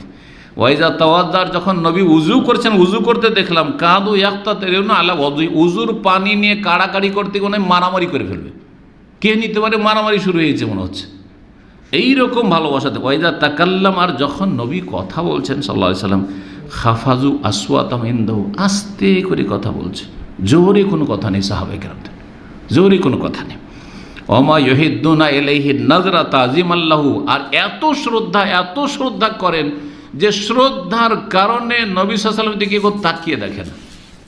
দেখবেন যারা খুব বেশি সম্মান করে কাউকে, চোখে চোখে দেখতে লজ্জা পায়, চোখে চোখে দেখতে কি ভাই লজ্জা পায়। আমি দেখেছি অনেক লজ্জাশীল আমাদের ছাত্র ভাইরা আছেন, ও চোখে চোখে দেখে কথা বলছেন, জি, দেখলে বোঝা যায় যে ছেলে কত ভদ্র, বা এই লোক কত মানে ভয়ে কথা বলছে বা শ্রদ্ধার সাথে কথা বলছে, যে যার ফলে চোখ মিলিয়ে কথা বলতে লজ্জা পাচ্ছে। জি, সুতরাং এত ভালো মানুষ, আর এর সাথী সঙ্গীরা এত বেশি ভালোবাসে, তোমরা কি মনে করেছো যে একে ছেড়ে দিয়ে চলে যাবে? জান কোরবানি করে দেবে, হ্যাঁ, একে রক্ষা করার জন্য এবং এর সাথ দেওয়ার জন্য। সুতরাং যে প্ল্যান পেশ করছেন মুহাম্মদ সাল্লাল্লাহু আলাইহি ওয়াসাল্লাম, যে ঢুকতে দাও মক্কায়, আর তারপরে তফ করে নিক, উমরাটা করে নিক, আর চলে যাবে, করতে দাও, তাহলে ভালো হয়, এইটাই ভালো হবে। এরকম কথোপকথন চলছে। ওই সময় রাতের অন্ধকারে কুরাইশদের কিছু যুবক, যাদের সংখ্যা 70 থেকে 80 জন ছিল, রাতের অন্ধকারে পাহাড়ের পেছন দিক থেকে এসে হঠাৎ করে হামলা করার প্ল্যান নিয়েছে মুসলিমদের ওপর, সাহাবায়ে কেরামদের ওপর আক্রমণ করার জন্য একবার এসে গেছে। তানঈম যে মসজিদ তানঈম রয়েছে, মসজিদ তানঈমের কাছে যে পাহাড় রয়েছে, জাবালে তানঈম পাহাড়, এই পাহাড়ের পেছন দিক থেকে এসে মুসলিমদের ছাউনিতে এসে হামলা করার জন্য নেমেই পড়েছে। আর উদ্দেশ্য তাদের ছিল যে সমস্ত সাহাবায়ে কেরাম যে 1400 জন, তাদের সবগুলোকে হত্যা করে দেয়, মেরে ফেলা। সাহাবায়ে কেরাম টের পেয়ে গেছেন, রাতের অন্ধকারে হলেও টের পেয়ে গেছেন যে কিছু লোকের আরে কোত্থেকে পাহাড়ের ওপর দিয়ে নেমে আসছে, তাদের সবগুলিকে ধরে ফেলেছেন, সবগুলিকে বন্দী করেছেন। নবী করিম সাল্লাল্লাহু আলাইহি সাল্লাম চিন্তা করলেন যে এই সময় যদি এগুলোকে মেরে দিই অথবা বন্দী করি, তাহলে তো বড় ধরনের যুদ্ধ শুরু হয়ে যাবে। হেকমত, এর নাম হচ্ছে হেকমত। নবী সাল্লাল্লাহু আলাইহি সাল্লাম সাহাবায়ে কেরাম বন্দী করলেন, ধরলেন, আর তারপরে তাদেরকে কি করলেন, ছেড়ে দিলেন যে তোমরা চলে যাও এখান থেকে। এটা একটা ভালো প্রতিক্রিয়া পড়লো, এর একটা ভালো প্রভাব পড়লো মক্কার কাফেরদের ওপর, কুরাইশদের ওপর। এটা হইল কি, যে ধরা 70-80 জন বন্দী হয়েছে, তারপরে তারা ছাড়া পেয়েছে। এতে একটা প্রভাব পড়লো যে নবী সাল্লাল্লাহু আলাইহি ওয়াসাল্লামের ভালো আচরণ, যারা অপরাধ করতে গেছিল, খুন করতে গেছিল, তাদেরকে ছেড়ে দেওয়া যেমন তেমন কথা নয়। 2 নম্বর কথা, যে তাদের অন্তরে ভীতি সঞ্চারিত হইল, যে আমাদের লোক গিয়ে ধরা খেয়েছে, আমরাও যদি বেশি বাড়াবাড়ি করি তো আমরাও ধরা খাবো, শেষে হ্যাঁ আমাদেরই ক্ষতি হবে। এরকম একটা প্রভাবও পড়লো অন্তরের ওপর, মানে তাদের মনোবল দুর্বল হতে লাগলো, যার ফলে তারা বাধ্য হলো সন্ধিতে। ঢুকতে দেব না, ও জেদের ওপর অটল, মক্কা যেতে দেবো না এই বছর, হ্যাঁ, কিন্তু আমরা কি করব, লড়াই থেকে কিসে ফিরে আসলো, সন্ধিতে ফিরে আসলো। জি, এই মর্মে আল্লাহ রাব্বুল আলামিন আয়াত নাজিল করেছেন। কি আয়াত নাজিল করেছেন? সূরাতুল ফাতির আয়াত নম্বর 24, তাতে রয়েছে ওয়াহুয়াল্লাযী কাফফা আইদিয়াহুম আনকুম ওয়া আইদিয়াকুম আনহুম বিবাতনি মাক্কাতা মিন বাদি আন আযফারাকুম আলাইহিম। আল্লাহ সেই সত্তার নাম যিনি তাদের হাতগুলিকে তোমাদের থেকে হে মুসলিমরা কি করে রেখেছেন, দূর রেখেছেন বা বাধাগ্রস্ত করেছেন। মানে তোমাদের উপরে যে হানা দিয়েছিল, আক্রমণ করতে এসেছিল, সেই সময় আল্লাহ কী করেছেন, বাধাগ্রস্ত করেছেন যে তোমরা তাদেরকে ধরে ফেলেছিলে, নাহলে তোমাদেরকে খুন করে দিত। ওয়া আইদিয়াকুম আনহুম, আর তোমাদেরকেও তোমাদের হাতগুলিকে তাদের থেকে আল্লাহ সরিয়ে দিলেন যে তোমরাও তাদেরকে মারলে না। মানে কোন রকমের দুই পক্ষ থেকে কোনো রকম হতাহত হইল না, লড়াই হইল না। বেবাতনি মক্কাতা, মক্কা ভূমিতে, মিন বাদি আন আযফারাকুম আলাইহিম, তোমাদেরকে তাদের ওপর বিজয়ী করার পরে, মানে তাদেরকে ধরে ফেলেছিলে, বন্দি করে নিয়েছিলে, তারপর আল্লাহ কী করলেন, ছাড়িয়ে দিলেন যে মাফ করে দাও। অন্তরে দিলেন নবী সাল্লাল্লাহু আলাইহি ওয়াসাল্লামে, যে এদেরকে মাফ করে দাও, মাফ করে দিলেন। জি, এইরকম পরিস্থিতিতে খানিকটা নমনীয় হয়েছে তারা সন্ধির জন্য। রাসূলুল্লাহ সাল্লাল্লাহু আলাইহি ওয়াসাল্লাম উসমান রাদিয়াল্লাহু তাআলা আনহুকে প্রতিনিধি, এতক্ষণ পর্যন্ত তো কাফেরদের প্রতিনিধি আসতে আছে, কথোপকথন হচ্ছে, মেসেজ আবার যাচ্ছে ওদের কাছে। উসমান রাদিয়াল্লাহু তাআলা রাসূলুল্লাহ সাল্লাল্লাহু আলাইহি ওয়াসাল্লাম প্রেরণ করলেন মক্কার কুরাইশদের কাছে যে যাও তাদের সাথে গিয়ে কথা বলো। উসমানকে কেন পাঠিয়েছেন? কারণ উসমানের নিকট আত্মীয়রা এখানে অনেকে আছে, অন্য কাউকে পাঠালে ক্ষয়ক্ষতি করে দিতে পারে, মেরে দিতে পারে, কিন্তু উসমান রাদিয়াল্লাহু তাআলাকে মারাটা অত সহজ নয়, তো তাকেই পাঠায়। জি, তার মাধ্যমে মধ্যস্থতা হওয়ার সম্ভাবনা বেশি। রাসূলুল্লাহ সাল্লাল্লাহু আলাইহি ওয়াসাল্লাম পাঠালেন উসমান রাদিয়াল্লাহু তাআলা আনহুকে কুরাইশদের উদ্দেশ্যে জানিয়ে দেওয়ার জন্য যে আন্নাহু মা জা ইল্লা লিল উমরা, উমরার জন্য এসেছি। সরাসরি গিয়ে তাদের কাছে মেসেজ দিয়ে দাও, এতক্ষণ তো ভায়া ওদের লোকের মাধ্যমে যাচ্ছিল। ওসমান গিয়ে বলে যে আমরা আসলে উমরাতে এসেছি। জি, ওসমান রাদিয়াল্লাহু তাআলা পৌঁছলেন আর তাকে বলেও দিলেন যে তুমি যখন মক্কা যাচ্ছ তো সেখানে অনেক অসহায় মুমিন মুমিনাত যাদেরকে বন্দি করে রেখেছে। জি, তখন মক্কায় জেলখানায়, নিজের ঘরে ঘরে জেলখানা ছিল, যেখানে যারা হিজরত করে আসছিল তাদেরকে ধরে ধরে, যারা দুর্বল মানুষ তাদেরকে বেঁধে রেখেছিল, হাত পা সবকে বেঁধে রেখেছিল। জি, বড়ই কষ্টে ছিলেন তারা। তাদের একটু জিয়ারত করে আসো, ভিজিট করে আসো, তাদেরকে দেখে আসিও, তাদের খোঁজ খবর নিয়ে আসিও এবং তাদেরকে সান্ত্বনা দিয়ে আসিও যে শীঘ্রই আল্লাহ বিজয় দান করবেন, তোমরা চিন্তা করিও না। আর কিছুদিন হয়তো এদের বন্দিশালাতে থাকতে হবে, তারপর এখান থেকে মুক্তি লাভ করবে এবং মক্কা বিজয় ইনশাআল্লাহ হবে। এই সুসংবাদটিও শুনিয়ে আসবে অসহায় ভাই বোনদেরকে, এবং আল্লাহ রাব্বুল আলামিন তার দিনকে শক্তিশালী করবেন, বিজয়ী করবেন। আর মক্কাতে এই ঈমান ইসলাম লুকিয়ে আর রাখতে হবে না, প্রকাশ্যে ইসলাম পালন করবে। এই কথাগুলি শুনিয়ে আসবে। ওসমান রাদিয়াল্লাহু আনহু মক্কায় গেলেন, আর যাওয়ার পরে সেখানে তার নিকট আত্মীয় আবান বিন সাঈদ, বনু উমাইয়া বংশের, তার নিজের বংশের, তার কাছে আশ্রয় নিলেন। নিয়ম ছিল তখনকার যুগে যে কেউ যদি কোনো জায়গায় যায় যেখানে জানমালের আশঙ্কা থাকে তো প্রথম গিয়ে কারো মাধ্যমে যায়, ওর কাছে আশ্রয় নেয়। তখন সে বলে যে আমি অমুককে কিন্তু আশ্রয় দিয়েছি, নিরাপত্তার ঘোষণা দিয়ে দেয় যে আমি ওকে কী করেছি, নিরাপত্তা দিয়ে দিয়েছি। যদি একজন নিরাপত্তা দিয়ে দেয় ওরা আবার গাদ্দারি করতো না, যে যাক আমাদের লোক যখন নিরাপত্তা দিয়ে দিয়েছে তাহলে সে নিরাপদ, এখানে তার জানমালের ক্ষতি হবে না। তো এই নিরাপত্তা নিয়ে রাসূলুল্লাহ সাল্লাল্লাহু আলাইহি ওয়াসাল্লামের এই পেগাম পৌঁছে দিলেন কুরাইশদের কাছে, এবং সেখানে যখন কথোপকথন হইল তখন তারা কিছুটা নমনীয় হইল। আর তারপরে বলছে যে ওসমান, তুমি যখন মক্কায় চলে এসছো তো তুমি উমরা করে নাও, কিন্তু তোমার সাথী সঙ্গীদের কাছে দেওয়া হবে না। তখন ওসমান রাদিয়াল্লাহু বললেন যে আমি একা করব, আর রাসূলুল্লাহ সাল্লাল্লাহু আলাইহি ওয়াসাল্লামকে তোমরা করতে দেবেন, এটা হয়? আমি উমরা করব না, আমি তওয়াফও করব না, উমরাও করব না। জি, ওই সময় উসমান রাদিয়াল্লাহু তাআলা আনহুকে তারা রেখে দিল, নিজের কাছে রেখে দিল। এতে হলো কি একটা গুজব ছড়িয়ে গেল যে উসমান রাদিয়াল্লাহু তাআলাকে তারা বন্দি করেছে, এমনকি এই গুজবও ছড়িয়ে গেল যে উসমান রাদিয়াল্লাহু তাআলাকে তারা হত্যা করে দিয়েছে, খুন করে দিয়েছে। এই গুজব পর্যন্ত পৌঁছে গেল, কিন্তু আসলে সেটা সত্য ছিল না। তবে তাকে ধরে রেখে দিয়েছিল, হ্যাঁ, তারা যে কোনো উদ্দেশ্য হোক ধরে রেখে দিয়েছিল আপাতত, যে দেখি কি হচ্ছে। উদ্দেশ্য ছিল যে আপোষে তারা পরামর্শ করবে, পরামর্শ করার পরে উসমানকে একটা মেসেজ দিয়ে পাঠাবে। কিন্তু যখন তাকে ধরে রেখে দিল তখন খবর পৌঁছিল কি নবী সাল্লাল্লাহু আলাইহি ওয়াসাল্লামের কাছে যে তাকে বন্দি করা হয়েছে, আমাদের প্রতিনিধি বন্দি করা হয়েছে। প্রতিনিধি দূতকে বন্দি করা অথবা দূতকে খুন করা আন্তর্জাতিক অপরাধ। এখন এক দেশের আরেক দেশের সাথে যুদ্ধ চলছে না, সেখানে যদি প্রতিনিধি পাঠায় কথা বলার জন্য আর তাকে যদি বন্দি করে দেয় অথবা তাকে যদি খুন করে দেয়, তার মানে যুদ্ধের ঘোষণা। তার মানে কি? যুদ্ধের ঘোষণা। জি, এই আইনটি এখন আইনের রূপ নিয়েছে, কিন্তু 1400 বছর আগে ইসলাম শিখিয়েছে। 1400 বছর আগে ইসলাম শিখিয়েছে। যখন এই গুজব ছড়িয়ে গেল যে উসমান রাদিয়াল্লাহু তাআলা আনহুকে শহীদ করে দেওয়া হয়েছে, নবী সাল্লাল্লাহু আলাইহি ওয়াসাল্লামের দূতকে শহীদ করে দেওয়া হয়েছে, রাসূলুল্লাহ এই খবর যখন পেলেন তখন বদ্ধপরিকর হয়ে গেলেন, দৃঢ় প্রতিজ্ঞ হলেন যে প্রতিশোধ অবশ্যই নিতে হবে। ওসমানকে দূত করে পাঠালাম কথা বলার জন্য প্রতিনিধি হিসাবে, আর তাকে হত্যা করা হলো, এর প্রতিশোধ অবশ্যই নিতে হবে। এবং লোকজনকে বললেন যে তোমরা এই প্রতিশোধ নেওয়ার জন্য, ওসমান রাদিয়াল্লাহু খুনের বদলা নেওয়ার জন্য, লড়াইয়ের জন্য আমার সাথে বায়াত করো, শপথ করো। বায়াত মানে শপথ। যেই শপথের কথা রাসূলুল্লাহ সাল্লাল্লাহু আলাইহি ওয়াসাল্লাম বলেছিলেন, এই সূরাতুল ফাতহের 2টি আয়াত আল্লাহ রাব্বুল বর্ণনা করেছেন। এই শপথটি নিয়েছিলেন একটি গাছের তলায়, বাবলার গাছ। যে গাছটি ছিল বাবলার গাছ, হুদায়বিয়া ছিল সেই গাছের তলায়। এবং এই শপথ ছিল মরণের শপথ। মরণের শপথ, যতক্ষণ মরে যাব না ততক্ষণ পর্যন্ত আমরা কি করব?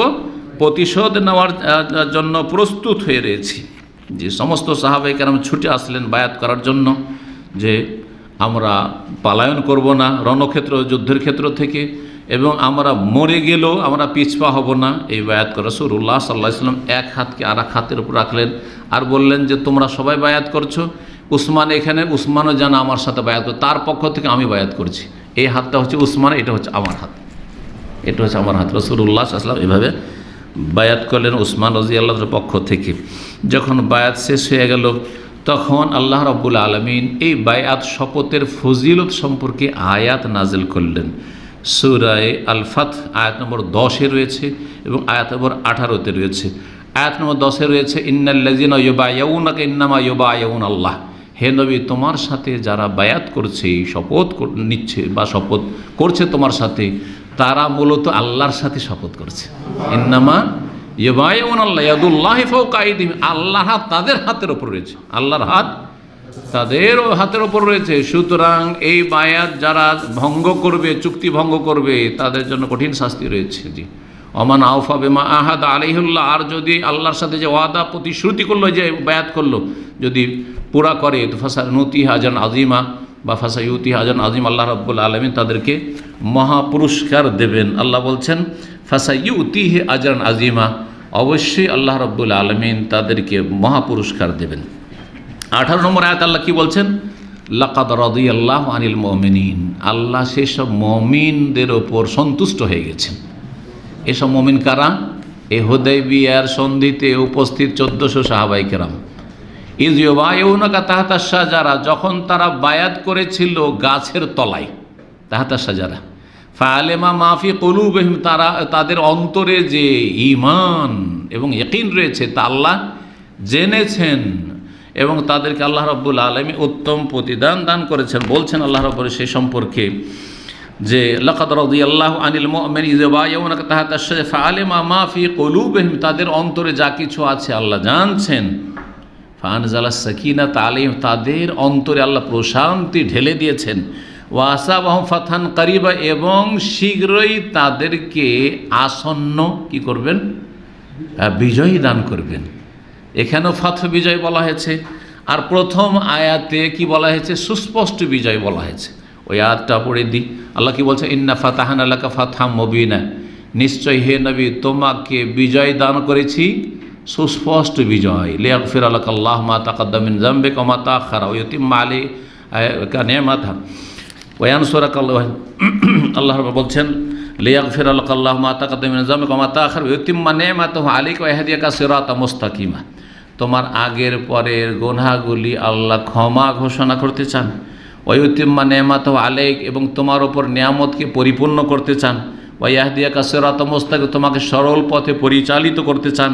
ওয়া ইয়ানসুরাকা আল্লাহু নাসরান আজিজা, এবং আল্লাহ তোমাকে মহা বিজয় দান করতে চান। নাসরান মহা সাহায্য, নাসরান আজিজা, জি দিতে চান। হুয়াল্লাযী আনজালা সাকিনাতা ফি কুলুবিল মুমিনিন, আল্লাহ সেই সত্তা যিনি মুমিনদের অন্তরে প্রশান্তি নাযিল করেছেন। এইভাবে এই প্রসঙ্গ, হুদাইবিয়ার ঘটনার প্রসঙ্গগুলি আল্লাহ তুলে ধরেছেন। এই আয়াতে যেহেতু আল্লাহ কি বলছেন বায়াতকে, লাকাদ রাদিয়াল্লাহু আনিল মুমিনিন, আল্লাহ রাজি হয়ে গেছেন ওই সব মুমিনদের ওপর ইউবাইউনাকা তাহতা শাজারা, যখন তারা বায়াত করেছিল গাছের নিচে। এই জন্য এই বায়াতের নাম বায়াতে রিজওয়ান। এই বায়াতের নাম হচ্ছে বায়াতে রিজওয়ান, আমরা রিজওয়ান বলি, আর দদ শব্দ রিদওয়ান, রিদওয়ান সন্তুষ্টির বায়াত। হ্যাঁ, কিসের সন্তুষ্টির বায়াত? যে এই বায়াত আল্লাহকে এত পছন্দ লেগেছিল যে আল্লাহ সাহাবায়ে কেরামদের পর সন্তুষ্ট, যে কথা ঘোষণা করে দিয়েছেন, লাকাদ রাদিয়াল্লাহ, আল্লাহ রাজি হয়ে গেছেন। আল্লাহ কি হয়েছেন? রাজি হয়ে গেছেন। আল্লাহ রাজি, কিন্তু শিয়ারা রাজি না। এই আয়াত আল্লাহ সাহাবায়ে কেরামদের সম্পর্কে বলছেন আল্লাহ রাজি হয়ে গেছেন। এখানে তো শুধু 1400 সাহাবায়ে কেরাম সম্পর্কে বলেছে যারা হুদাইবিয়াতে হাজির ছিলেন, কিন্তু সমস্ত সাহাবায়ে কেরাম, মুহাজিরিন, আনসার, তাদের সম্পর্কে আল্লাহ সূরা তাওবার আয়াত নম্বর 100 কি বলেছেন? ওয়াস-সাবিকুনা আল-আউওয়ালুনা মিনাল মুহাজিরিন ওয়াল আনসার ওয়াল্লাযিনা ইত্তাবাউহুম বিইহসানিন রাদিয়াল্লাহু আনহুম ওয়া রাদু আনহু। মুহাজিরিন, আনসার এবং তাদের যারা অনুসারী, সবার উপর আল্লাহ রাজি হয়ে গেছেন, এবং ওরাও আল্লাহর নিয়ামত পেয়ে রাজি হয়ে গেছে, আর রাজি হয়ে যাবে। এই জন্য এই বায়াতকে কি বলা হয়? বায়াতে রিজওয়ান বলা হয়। এখন আসবো হুদাইবিয়ার সন্ধি। হুদাইবিয়ার সন্ধি শুরু হইল, সন্ধির লেখাপড়া শুরু হল। লেখাপড়া যেই শর্তগুলির ওপর হয়েছিল বা যে কন্ডিশনগুলি হয়েছিল সেগুলি ছিল এইরকম। কোরাইশরা যখন এই বায়াতের কথা শুনতে পেল, কোরাইশদের কাছে খবর পৌঁছে গেছে যে এদিকে আমরা উসমানকে রেখে দিয়েছি, আর ওইদিকে কি হয়েছে? নবী সাল্লাল্লাহু আলাইহি ওয়াসাল্লাম বায়াত নিচ্ছেন যে উসমানের খুনের প্রতিশোধ নেব। এখনও হত্যা করেননি, আর হত্যা আসলে করেননি। জি, তখন তারা ভীত সন্ত্রস্ত। আরে মুহাম্মাদের সাথীর সঙ্গে বায়াত করেছে, তার মানে মরে যাবে, কিন্তু হ্যাঁ পেছনে সরবে না, তাহলে তাদের সামনে আমরা টিকতে পারবো না। তাড়াতাড়ি করে তখন সুহাইল বিন আমর নামক একজন কাফের প্রতিনিধি, নেতাকে পাঠালো কি করার জন্য? সন্ধি চুক্তি করার জন্য, সন্ধি করার জন্য আসলো। আসার পরে দীর্ঘ সময় নবী সাল্লাল্লাহু আলাইহি ওয়াসাল্লামের সাথে কথা বললো। রাসূলুল্লাহ সাল্লাল্লাহু আলাইহি ওয়াসাল্লামের সামনে সেই শর্তগুলি পেশ করলো। সেসব শর্তগুলি যা শর্ত বলে মক্কার কাফেররা সবগুলি রাসূলুল্লাহ সাল্লাল্লাহু আলাইহি ওয়াসাল্লাম কি করলেন? মেনে নিলেন, যে অসুবিধা নেই। বাহ্যিক সেই শর্তগুলি তো সব হার হার হার, মনে হচ্ছে যে আমরা হেরেই গেলাম, হেরেই গেলাম। এই জন্য ওমর রাদিয়াল্লাহু বারবার করে ছটফট করছেন, ইয়া রাসূলুল্লাহ, হ্যাঁ ইয়া রাসূলুল্লাহ, আমরা কি হকের ওপর না? অবশ্যই হকের ওপর। আল্লাহনা আল্লাহ হক, অবশ্যই হকের ওপর। আমরা যখন হকের ওপর, তাহলে আমরা কেন ছোট হব? কাফেররা ছোট হবে, আমরা তাদের কাছে ছোট হব। যা বলছে তাই মেনে নিচ্ছেন, যা বলছে তাই মেনে নিচ্ছেন, এটা কেমন হচ্ছে? লড়াই করব। জি, কিন্তু নবী সাল্লাল্লাহু আলাইহি ওয়াসাল্লাম ঠান্ডা, যা বলছে বলতে দাও, কারণ তিনি ওহীর ভিত্তিতে কথা বলছেন, রাসূল, নবী। জি, শর্তগুলি ছিল। প্রথম শর্ত যে রাসূলুল্লাহ সাল্লাল্লাহু আলাইহি ওয়াসাল্লাম তার সাথী সঙ্গীদেরকে নিয়ে এই বছরে ফিরে চলে যাবেন। এই বছরে কি করবেন? ফিরে চলে যাবেন। এখানে একটি কথা বলি যে ওসমান রাদিয়াল্লাহু তাআলা ওইদিকে মক্কা থেকে কিন্তু ছেড়ে দিয়েছে। কিছুক্ষণ পরে যেমনই বায়াত শেষ হয়েছে, এদিকে বায়াত করা হয়েছে গাছের তলে, আর তখনই ওসমান এসে হাজির। তাহলে আর লড়াই করতে হলো না। হ্যাঁ, ওসমান বেঁচে আছেন, আলহামদুলিল্লাহ, যাক, কিন্তু বায়াত হয়ে গেছে। রাসূলুল্লাহ এই বছর ফিরে যাবেন। ওয়ালায়াদখুল মক্কা, মক্কা ঢুকতে দেওয়া হবে না, সামনে বছর ঢুকতে দেওয়া হবে। জিদ পুরা করা, শুধু কী করা? জিদ পুরা করা, ছোটো হইলাম না, ঢুকতে দেবো সামনে বার। এবার না, এবার চলবে না, কোনো মতেই না। সামনে বার আসবে, কিন্তু মাত্র 3 দিন থাকতে হবে, 3 দিনে 4 দিন না। আচ্ছা, তারপরে কোনো অস্ত্র প্রকাশ্যে নিয়ে আসবে না। যদি কোনো অস্ত্র থাকে তাহলে অস্ত্রের গেলাফে ভরা থাকবে, যাতে প্রমাণ হয় যে এটা প্রতিরক্ষার জন্য রাখা হয়েছে, কিন্তু যুদ্ধ উদ্দেশ্য, লড়াই উদ্দেশ্য নাই। জি। 2 নম্বর শর্ত ছিল যে আগামী 10 বছর কোরাইশ, মক্কার লোক আর মুহাম্মদ সাল্লাল্লাহু আলাইহি ওয়াসাল্লাম তার সাথী সঙ্গে মদিনার লোকের মাঝে কোনো রকমের লড়াই হবে না, যুদ্ধ বিরতি, যুদ্ধ বন্ধ থাকবে, কোনো রকমের লড়াই হবে না 10 বছর। 3 নম্বর শর্ত যে এই সময়তে, এই 10 বছরের যে মেয়াদ, সন্ধির মেয়াদ, এর মাঝে আশেপাশের যতগুলি গোত্রবংশ আছে, এরা যে কোনো 2 পক্ষের, এক পক্ষের সাথে তারা কি করতে পারে? মিলে যেতে পারে, মিত্রতা ঘোষণা করতে পারে। যাদের ইচ্ছা হবে মক্কার কোরাইশদের সাথে মিত্রতা ঘোষণা করবে, আর যাদের ইচ্ছা হবে মুহাম্মদ সাল্লাল্লাহু আলাইহি ওয়াসাল্লাম তার সাথীর সঙ্গে মদিনাবাসীর সাথে মিত্রতার ঘোষণা করবে, জি, এবং তাদের সাথে চুক্তিতে আবদ্ধ হবে। 4 নম্বর শর্ত ছিল যে মুসলিমদের কোনো ব্যক্তি যদি মক্কায় চলে আসে তাহলে ফেরত দেওয়া হবে না। মুসলিম হয়ে মদিনা গিয়েছিল আর মদিনা থেকে ইসলাম পছন্দ লাগলো না আর ফিরে চলে আসলো আবার, তাহলে তাকে ফেরত দেওয়া হবে না, তাকে মক্কাতে কাফেররা আশ্রয় দেবে। কিন্তু মক্কা থেকেও যদি পালিয়ে যায়, ইসলাম গ্রহণ করে, মদিনায় আশ্রয় নেয়, তাহলে তাকে ফিরিয়ে দিতে হবে। কত বড় কথা চিন্তা করেন, এটা মানা যায়? এই শর্ত যখন তারা পেশ করলো আর লিখতে যাওয়া হচ্ছে, ওমর বলছেন ইয়া রাসূলুল্লাহ এটা মানাই যাবে না, সমান সমান থাকতে পারে। হ্যাঁ, আমাদের লোক যে চলে যাবে চলে যাক গা, অবাঞ্ছিত সে মুরতাদ হয়ে, আর ওদের লোক যে আসবে ওকে অবশ্যই আশ্রয় দেবো, ইসলাম কবুল করে আসবে আর তাকে ফিরিয়ে দেবো, এটা কী করে হইতে পারে? এইটা হবে না। নবী সাল্লাল্লাহু আলাইহি ওয়াসাল্লাম বলছেন না, চুপ থাকো, যেটা বলছে সেটাই মানো। আল্লাহু আকবার। জি। তারপর আলী রাদিয়াল্লাহু তাআলা আনহুকে ডাকলেন রাসূলুল্লাহ সাল্লাল্লাহু আলাইহি ওয়াসাল্লাম, কারণ তিনি লিখতে জানতেন। আর নবী সাল্লাল্লাহু আলাইহি ওয়াসাল্লাম লিখতে বললেন যে লিখো, লিখাচ্ছেন, বলছেন যে এই কথাগুলি লিখো। প্রথমে লিখতে বলে বিসমিল্লাহির রহমানির রহিম, লিখতে বললেন বিসমিল্লাহির রহমানির, তাহলে লেখা শুরু করতে হবে কি দিয়ে? বিসমিল্লাহ। আর আজকালকে বেদাতীদের লেখা 786 দিয়ে, 786 অঙ্ক বিসমিল্লাহির রহমানির রহিম হয় না, একটা আলিফ কম হয়, কিন্তু হরে কৃষ্ণ ঠিকই হয়। 786 থেকে হা রা ইয়া হরে, আর কৃষ্ণ কাপ রা শিন নুন আলিফ, এই 8টা অক্ষরের অঙ্ক যদি আবজাদ হাওয়াজ হুত্তির অঙ্ক বের করে 786 হবে। তার মানে যেসব মুসলিম জাহেলগুলো অথবা এই শিরকি বেদাতি আকিদার লোকেরা 786 লিখেন বাড়ি গাড়িতে, হ্যাঁ, তারা কি লিখে রাখছেন? মুসলিম ভাষা তো হরে কৃষ্ণ লিখে রাখছেন। কি করে তাদের ঈমান থাকবে? আর কি করে তারা আল্লাহর আযাব থেকে বাঁচবে দুনিয়া আখিরাতে? বালা মুসিবত কেন বাড়িতে আসবে না? আর শয়তান কেন তাদের উপর হানা দেবে না, আক্রমণ করবে না? আর ছেলে মেয়েদের কেনই বা ক্ষতি হবে না? বোঝা গেছে? ঈমান আমলের কেন ক্ষতি হবে না? তাই তো আকিদায় শিরকি আকিদা, আল্লাহ যেন হেফাজত করেন। এই শিরকি কুফরি কোত্থেকে এসছে? ইরান থেকে এসছে। জি, ইরানি ধর্ম অগ্নিপূজকদের ধর্ম আর হিন্দুদের পৌত্তলিকতা, কারণ হিন্দুরাও আগুন পূজায় বিশ্বাসী। হ্যাঁ, আগুন পূজায় তারাও বিশ্বাসী, কারণ তারা সব কিছুর পূজা করে, যার মধ্যে একটু শক্তি থাকে তারই পূজা করে। এটার নাম হচ্ছে হিন্দু ধর্ম। এই সুহাইল যখন প্রতিনিধি হয়েছিল, একটি কথা বলা হয়নি, সুহাইল সাহাল থেকে, সাহাল মানে সহজ, সাহাল মানে সহজ, লাস্ট এতগুলি প্রতিনিধি আসছে যাচ্ছে, যখন সুহাইল এসছে নবী সাল্লাল্লাহু আলাইহি ওয়াসাল্লাম বলছেন যে এখন কাজ সহজ হয়ে গেছে, এখন কাজ সহজ হয়ে গেছে। নবী সাল্লাল্লাহু এটি ফাল নিলেন, ফাল বুঝেন মানে শুভ লক্ষণ নেওয়া। এই জন্য ইসলামে শুভ লক্ষণ নেওয়া জায়েজ। আল ফাল হাদিসে আছে, নবী সাল্লাল্লাহু আলাইহি ওয়াসাল্লাম কানা ইউহিব্বুল ফাল, ফাল মানে শুভ লক্ষণ, ভালো লক্ষণ পছন্দ করতেন। কিন্তু মন্দ লক্ষণ, কুলক্ষণ, অলক্ষী আর তেয়ারাত শিরকুন, এটা শিরিক। সুতরাং একটা লোক কেউ আসলো আর সেই লোকটিকে দেখি মাশাআল্লাহ হাসি মুখে, অথবা নেক পরেজগার লোক, মাশাআল্লাহ আমরা আজকে ভাগ্যবান, এটা হচ্ছে কি ফাল। কিন্তু একটা লোক এসেছে, খারাপ লোক হয়তো, হ্যাঁ, বদচরিত্র, অথবা আর কিছু, সকালবেলা একটা ডোমের সাথে গিয়ে দেখা গেল, সকালবেলা একটা চামারের সাথে দেখা হলো, সকালে বাড়ি থেকে বেরোন আর হঠাৎ করে দেখছে একটা মর্মান্তিক দুর্ঘটনা, বাসা থেকে গাড়ি নিয়ে বের হইতে হইতে দেখছেন যে একটা সামনে দুর্ঘটনা, আজকের দিনটা খুব খারাপ। এটা কি শিরক? কুলক্ষণ জায়েজ নয়, অলক্ষী কুলক্ষণ জায়েজ নয়। পক্ষান্তরে ভালো লক্ষণ নেওয়া এটি ভালো, নবী সাল্লাল্লাহু আলাইহি ওয়াসাল্লাম নিয়েছেন, যদিও তাতে কিছু যায় আসে না, কিন্তু ভালো লক্ষণ নিতে পারেন, ভালোর দিক, পজিটিভ।